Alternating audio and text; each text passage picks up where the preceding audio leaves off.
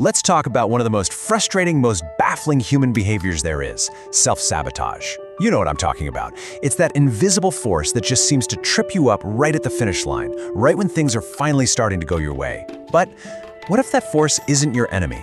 What if it's actually a protector, just in a really, really clever disguise? All right, let's just get right into it, because this is the big one, isn't it? Why do we do this to ourselves? How can we be so smart, so capable, and so driven, only to become the very reason our best laid plans just completely fall apart? I mean, you know the feeling. You get this incredible burst of clarity, this real energy. You know exactly what you want to do, you make the plan, and you start moving. For a few days, maybe even a few weeks, you feel unstoppable, like you're finally becoming the person you were always meant to be. And then, poof, it's gone. It's not like some big disaster happened. Nope, the energy just evaporates. That rock-solid conviction you had, it turns into nagging doubt. And you're just left standing there, completely baffled, wondering, what just happened? It honestly feels like someone else grabs the steering wheel, right? And they start steering you right off the road, away from everything you said you wanted. This isn't just about having a bad day or being lazy. It feels like you're fighting an invisible opponent who knows all your moves because, well, they live inside your head. So, we call this whole painful cycle self-sabotage. But the secret to breaking free from it is understanding that this invisible opponent isn't what it appears to be. We're about to completely reframe who or what this inner enemy really is. You know, our default setting is to blame ourselves. We immediately jump to conclusions like, I'm just lazy, or I have no willpower, or there's something wrong with me. But psychology tells a much deeper and honestly a much more compassionate story. It says this isn't a character flaw at all. It's a powerful, deeply ingrained protective mechanism. It's a misunderstood part of you that is acting out of fear. Okay, so let's pull back the curtain on this so-called saboteur. We're going to break down 3 really powerful psychological concepts that show you its true identity, a misguided protector that's just desperately trying to keep you safe. First up, we've got to talk about something Carl Jung called the shadow. Now don't think of it as some evil twin. It's more like a dark closet in your mind. And inside that closet, you've stored all the parts of your personality that you were taught were bad or unacceptable. The thing is, there's still a part of you, and those little mini personalities have their own needs and their own agendas. Next, there's a fascinating mechanism called the dark loop. This is basically your internal emergency alarm system. The second you start to change, the moment you start to become someone your past wouldn't recognize, this alarm goes off. It sees this new, successful you as a danger, and it pulls the emergency brake with its favorite tools: sudden, crushing exhaustion and perfectly logical reasons why you should just quit now. And this last one? This one is a real mind bender. It's called the familiarity principle. It's your ancient, primitive brain wiring at work, and it basically confuses what's familiar with what's safe. So think about it. If your nervous system grew up around chaos and stress, then peace and stability can actually feel deeply suspicious, even threatening. Your brain literally prefers the pain it understands over the happiness it doesn't. Okay, so now that we've been introduced to this protector, let's get into the specifics.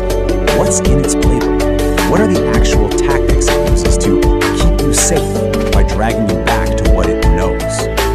Let's make this real with a classic example from Jungian analysis. Picture a woman whose conscious goal, her big dream, is to be totally self-sufficient. She wants to run her own online business, live alone, and not have to rely on anyone for anything. And she's good at it. She starts making real progress.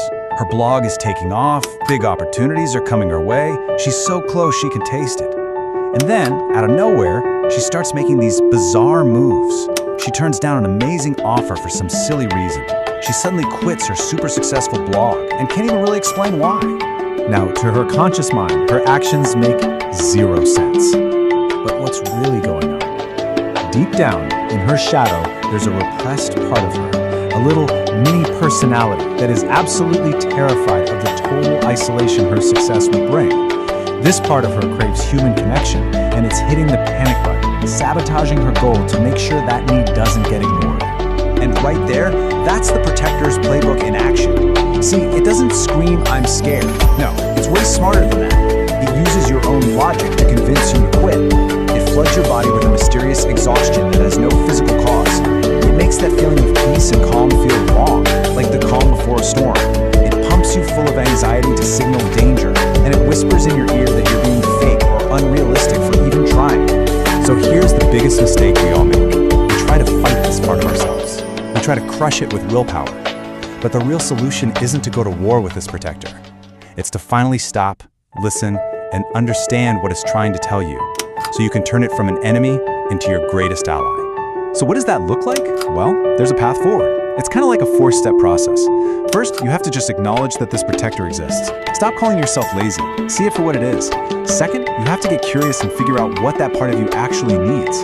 Third, and this is key, you integrate its needs into your goals instead of fighting against them. And finally, you have to gently, patiently reteach your brain that new things, like success, are actually safe.